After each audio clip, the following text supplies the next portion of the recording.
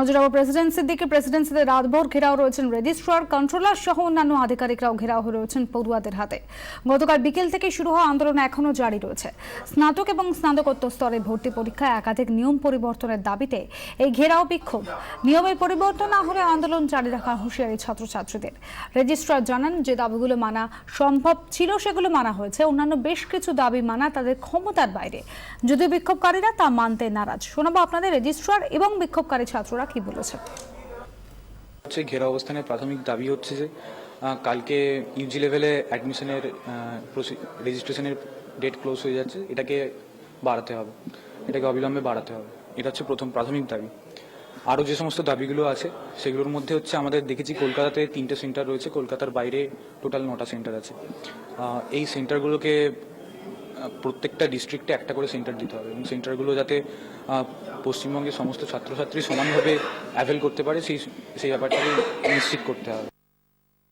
আমার বিশ্বাস আছে ছাত্রছাত্রীদের উপরে যে তারা পুরো বিষয়টি বুঝবে সামগ্রিকভাবে এবং তাদের বোঝার প্রসিডিওরের মধ্যে তারাও আছে বলেই আমার মনে হচ্ছে।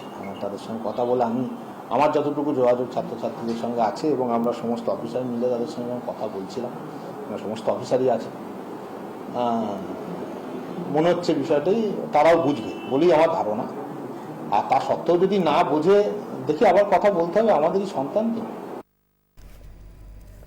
শ্রেয়সী গঙ্গোপাধ্যায় আমাদের প্রতিনিধি রয়েছেন আমার সঙ্গে টেলিফোনে। শ্রেয়সী, ছাত্ররা যেরকম বলছে ইউজি লেভেলের অ্যাডমিশন তার দিন শেষ হয়ে আসছে, অ্যাডমিশন নেওয়ার দিন শেষ হয়ে আসছে, তা বাড়াতে হবে, এছাড়াও সেন্টার বাড়াতে হবে, কি ভিত্তি রয়েছে এই ধরনের দাবি দাবার?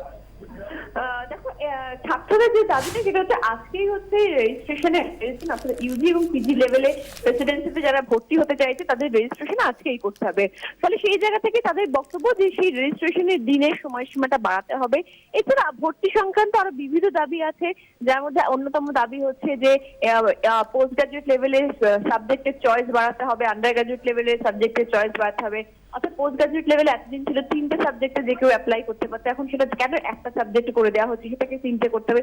এরকম বিভিন্ন ধরনের বিবিধ দাবি রয়েছে এবং তাদের বক্তব্য যে তারা এই গোটা বিষয় নিয়ে বারবার কর্তৃপক্ষকে জানানো সত্ত্বেও কোনো ফল হয়নি। তাই জন্য শেষ পর্যন্ত গতকাল থেকে তারা ঘেরাও অবস্থানে বসেছে, যেহেতু আজকেই রেজিস্ট্রেশনের লাস্ট ডেট। ফলে সেই জায়গা থেকে দাঁড়িয়ে তাদের এই আন্দোলন। অন্যদিকে কর্তৃপক্ষ রেজিস্ট্রার কন্ট্রোলাররা যারা ঘেরাও হয়ে রয়েছেন সেই জায়গা থেকে দাঁড়িয়ে রেজিস্ট্রারের বক্তব্য যে দাবি মানা সম্ভব, অর্থাৎ যেমন শুধু ইংলিশে প্রশ্নপত্র নয়, অন্য ভাষাতেও বাংলাতেও প্রশ্নপত্র করা বা কোনো কাউকে টিউটোরিয়াল দেয় ইত্যাদি, এই ধরনের বিভিন্ন দাবি কিন্তু তারা ইতিমধ্যে মেনে নিয়েছে।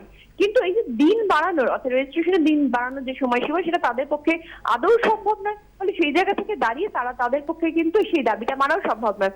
সমস্যাটা মিলিয়ে তার রেজিস্ট্রারের বক্তব্য, ছাত্ররা যতক্ষণ তাকে ঘেরাও করে রাখতে চাইছে ততক্ষণ তিনি ঘেরাও হয়ে থাকবেন। অন্যদিকে ছাত্রদের বক্তব্য, দাবি যতক্ষণ না মানা হচ্ছে ততক্ষণ তারা এই অবস্থান তুলবে না।